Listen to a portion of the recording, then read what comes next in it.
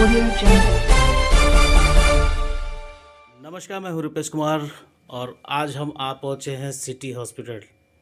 जी हाँ, city hospital. आज हम संजीवनी करके हमारा एक प्रोग्राम जो है वो हर रविवार को हम डॉक्टर्स के साथ में मीट करके कुछ ना कुछ आपके लिए, आपके सहयोग के लिए हम कुछ ना कुछ नए चीज़ों को लेकर आएंगे।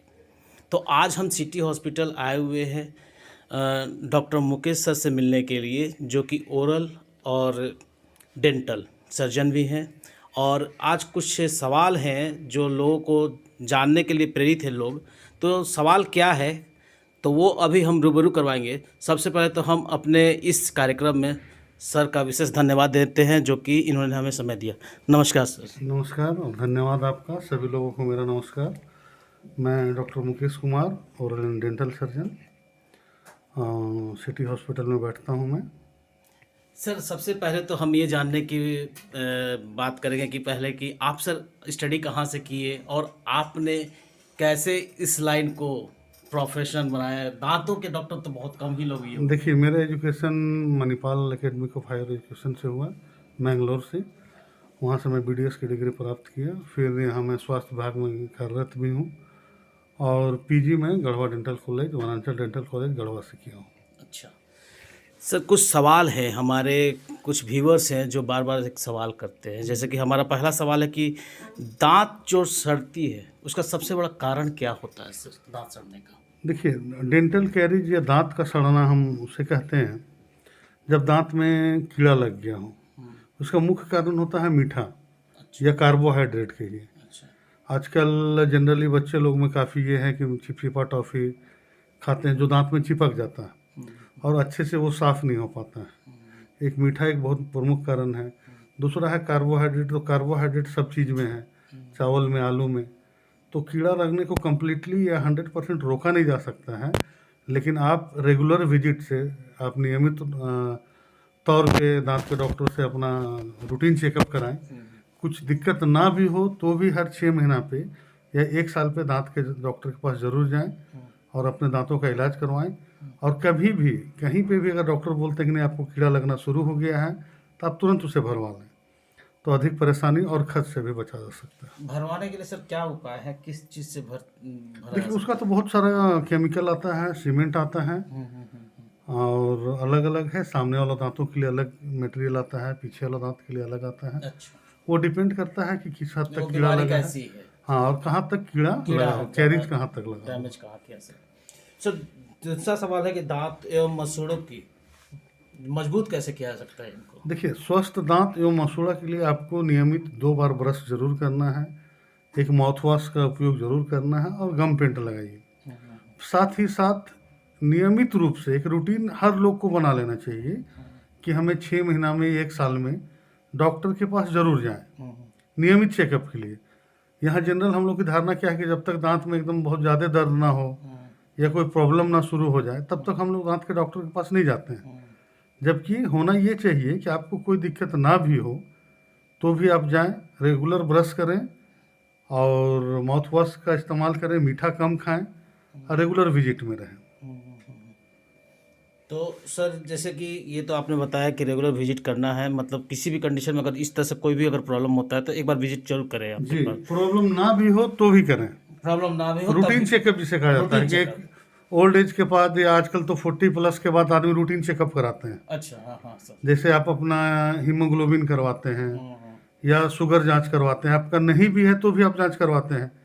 तो उसी तरह से डेंटल चेकअप भी रूटीन चेकअप में आता है। अच्छा, कि आपको कोई प्रॉब्लम नहीं है, बिल्कुल स्वस्थ दांत है, जी जी, फिर भी आप जांच करा लें, क्योंकि आपको तब पता चलता है जब कैरीज या कीड़ा बहुत अंदर तक लग जाता है। जब वो आपको लक्षण दिखाने लगता है, आपके दांत में सिम्टम आने लगता है, तब आप दांत के डॉक्टर के पास जाते हैं। तब तक काफ़ी देर हो चुका होता है।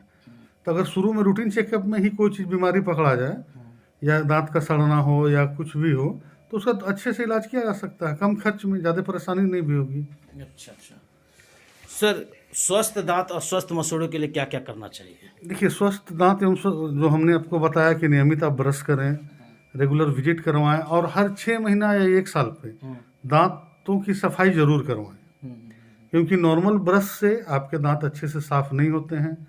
सामने वाले हो भी गए तो पीछे वाले नहीं हो पाते हैं, या जीभ के तरफ से नहीं हो पाता, बहुत सारा ऐसा एरिया होता है जहाँ ब्रश नहीं पहुँच पाता है, जहाँ आपको प्रोफेशनल क्लीनिंग की ज़रूरत है।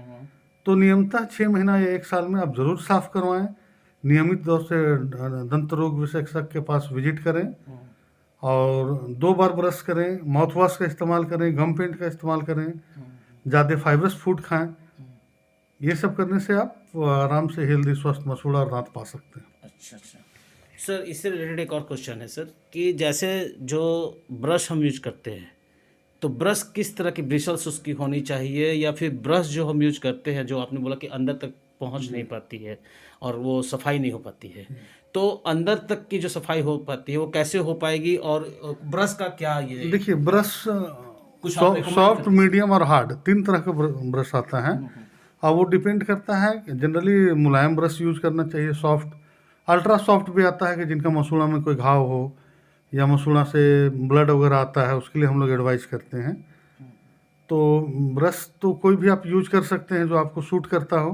ब्रश को नियमित ढंग से ब्रश को भी चेंज करना होता है। कितने कितने दिनों पर सर? अमूमन जब भी उसके ब्रिसल्स खराब होने लगे या ब्रिसल्स टेढ़ा मुड़ने लगे, ठीक है, या नहीं तो आप हर 6 महीना पे उसको चेंज कर लीजिए। हर 6 महीने पर? हर 6 महीना में चेंज कर लेना चाहिए। सर, हमारा एक क्वेश्चन और है आपसे कि क्या बच्चों के दांत को भी कभी इलाज की जरूरत पड़ती है? बहुत अच्छा सवाल किया आपने। बहुत सारे लोगों में ये धारणा है कि बच्चों के दांत को डेंटल ट्रीटमेंट की जरूरत है ही नहीं, क्योंकि वो दूध वाले दांत होते हैं, उन्हें गिरना ही है।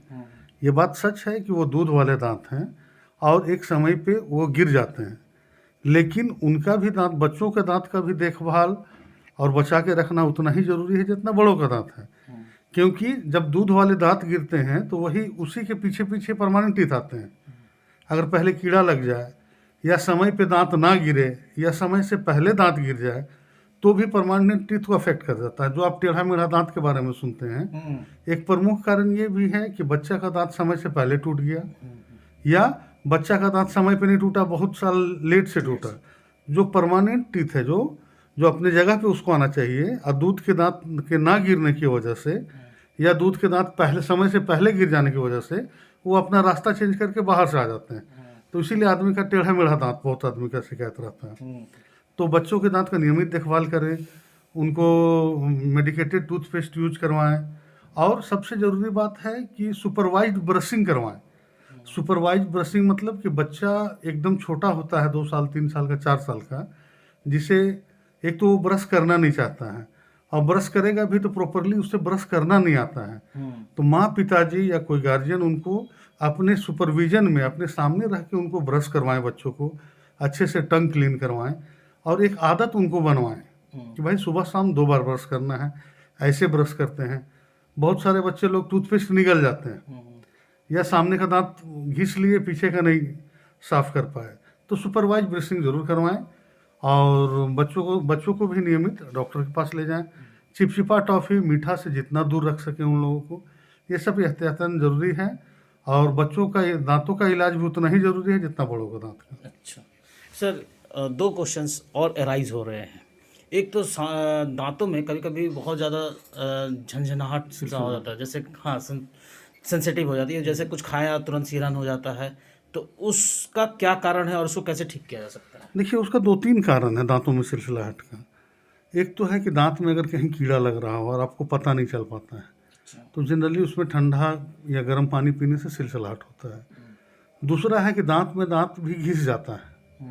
तीसरा है कि गलत ब्रशिंग टेक्निक। जनरली आदमी ब्रश लेके रिस्ट, हाथ से कलाई घुमाता है, रिस्ट हाथ घुमा, जबरदस्त आप ब्रशिंग करते हैं। मतलब हाँ, सीधा ये चलाते हैं ऊपर नीचे जिग जैग करके। हाँ, लेकिन वो कलाई ना हिल के, आपका ये कलाई हिलेगा, हाथ ना हिल के। अच्छा सर। वो कलाई ऊपर नीचे ब्रशिंग करना चाहिए। उसका एक ब्रशिंग टेक्निक होता है जो कि आपको दांत के डॉक्टर आपको बता देंगे इस तरह से ब्रश करना है।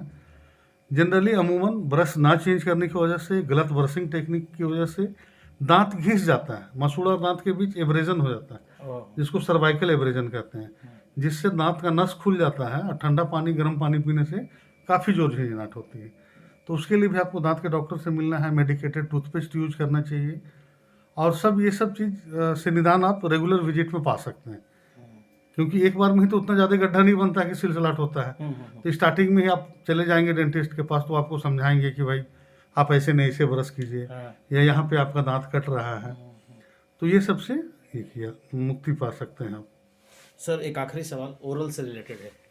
ये मुंह का कैंसर सर अभी बहुत ज़्यादा लोगों में पाया जा रहा है, धीरे धीरे अभी हमारे कुछ अपने लोगों में भी पाया गया।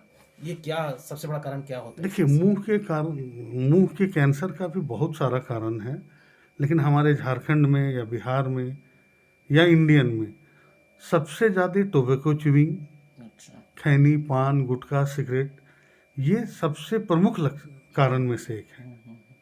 बाकी फिर छोटा मोटा कारण ये आ जाता है कि भाई आपका दांत तेज हो, कहीं दांत से मसूड़ा कट रहा हो और आप बहुत दिन तक उसे नज़रअंदाज कर रहे हैं, तो फिर कैंसर हो जाता है। लेकिन प्रमुख कारण है पान, सिगरेट, बीड़ी और गुटखा, जिसके प्रति सरकार भी कई बार अवेयरनेस प्रोग्राम चला चुकी है और उसके रोकथाम के लिए भी बहुत सारे कानून आए हुए हैं।